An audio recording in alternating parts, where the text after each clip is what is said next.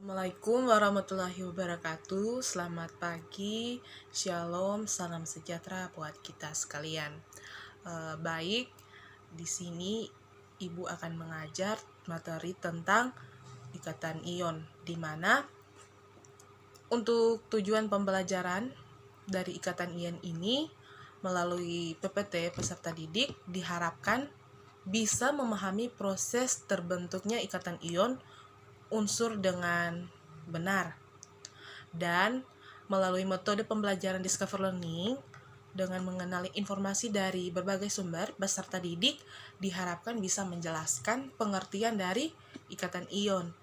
Untuk 4.5, dia untuk tujuannya itu melalui percobaan peserta didik diharapkan bisa menunjukkan karakteristik senyawa ion berdasarkan beberapa sifat dengan baik dan teliti. Oke, untuk pengertian dari ikatan ion. Apa sih ikatan ion itu? Nah, untuk ikatan ion terjadi karena adanya gaya tarik-menarik elektrostatis antara ion positif dan ion negatif. Coba perhatikan gambar di bawah ini. Ini ada ion positif dan juga ada ion negatif. Dia tarik-menarik. Nah, ikatan ion yang terjadi antara ion-ion positif dan ion-ion negatif dengan gaya itu dinamakan dengan gaya elektrostatis, gaya tarik-menarik. Sampai di sini pahamnya untuk ikatan ion, pengertian dari ikatan ion. Kita lanjut untuk slide berikutnya. Di sini ada pembentukan ikatan ion.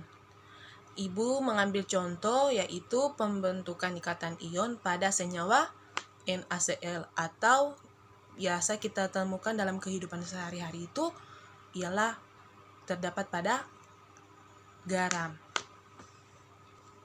Di sini adik-adik tahu sifat dari garam.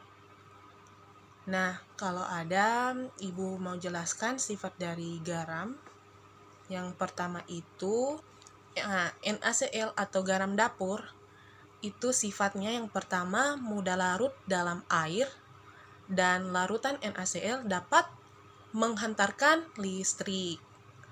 Untuk yang kedua itu titik lele dan titik didihnya tinggi, dan lelehan NaCl dapat menghantarkan arus listrik. Jadi untuk ikatan ion ini, contohnya itu garam bisa menghantarkan arus listrik.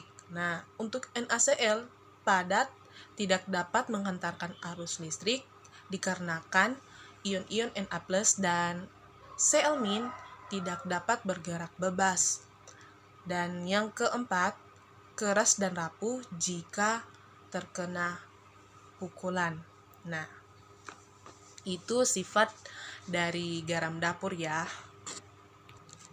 Nah, karena sudah dijelaskan tadi dari sifat-sifat garam dapur, kita lanjut ke pembentukan ikatan ion pada senyawa NaCl. Untuk itu, kita ketahui atom natrium nomor atomnya itu 11 dan memiliki konfigurasi elektron 281, dan Cl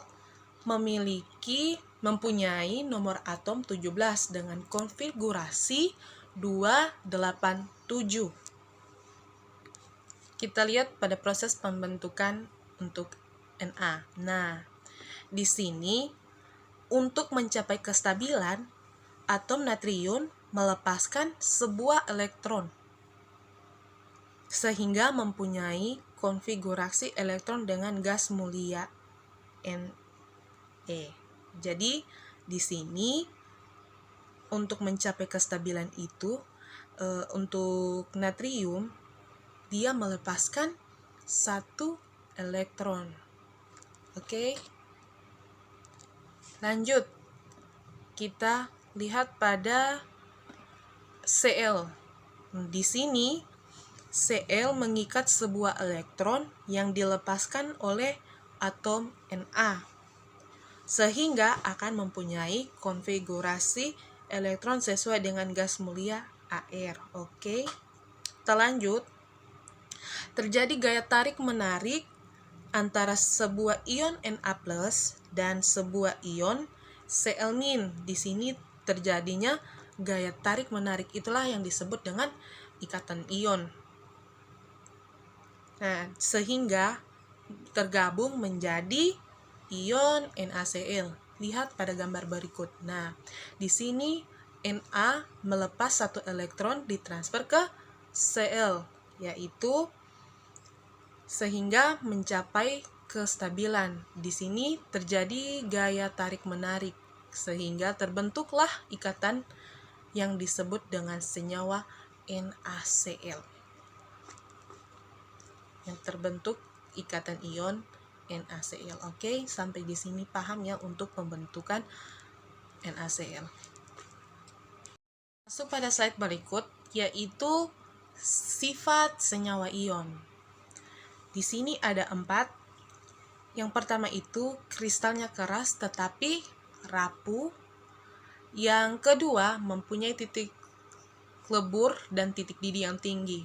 Tadi Ibu sudah jelaskan sifat dari garam itu juga mempunyai titik didih dan titik lebur yang tinggi. Dan yang ketiga, mudah larut dalam air. Yang keempat, dapat menghantarkan arus listrik. Kita mulai pada sifat senyawa ion. Yang pertama itu kristalnya keras tetapi rapuh.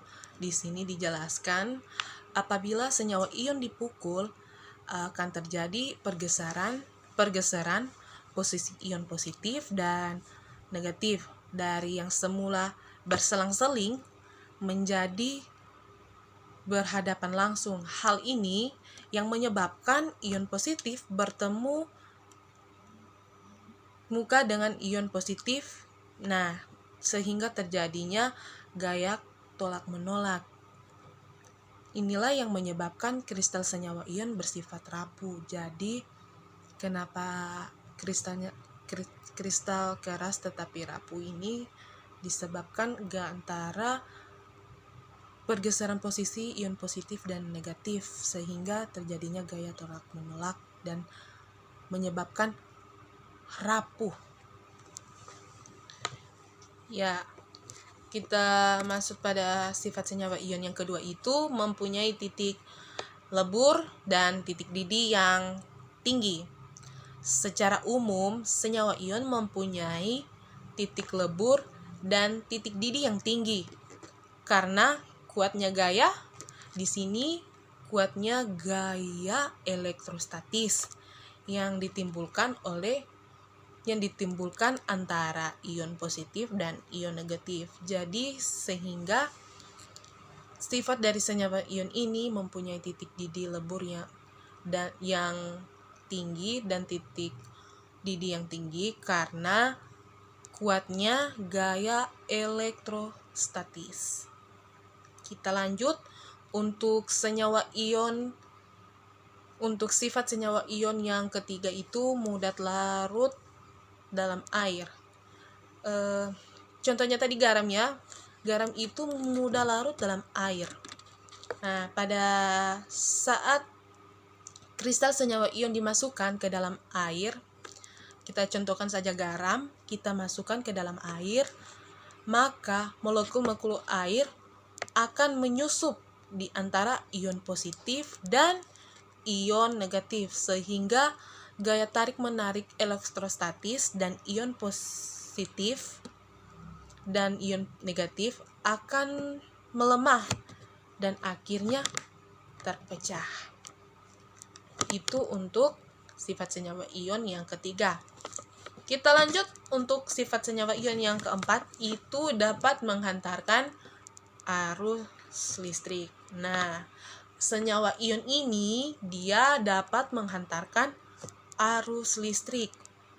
Nah, ion positif dan ion negatif apabila bergerak dapat membawa muatan listrik. Apabila senyawa ion terpecah menjadi ion positif, dan ion negatif serta dapat bergerak secara leluasa, maka senyawa ion dapat dalam keadaan cair dan larutan dapat menghantarkan listrik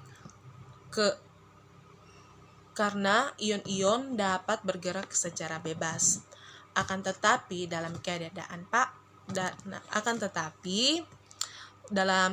padat, senyawa ion tidak dapat menghantarkan listrik dan karena ion-ion tidak dapat bergerak. Jadi kalau dia dalam keadaan padat, misalnya garam dalam keadaan padat, dia tidak bisa menghantarkan listrik karena ion-ionnya tidak dapat bergerak. Dia nanti dilarutkan di dalam air bisa menghantarkan arus listrik. Kenapa dia bisa menghantarkan arus listrik? Karena ion positif dan ion negatif serta dapat bergerak secara leluasa.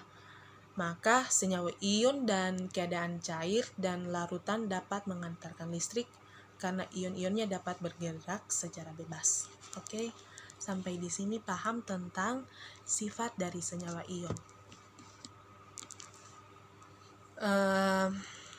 Sampai di sini materi kita tentang senyawa ion. Ibu ucapkan banyak terima kasih. Shalom, salam sejahtera buat kita sekalian.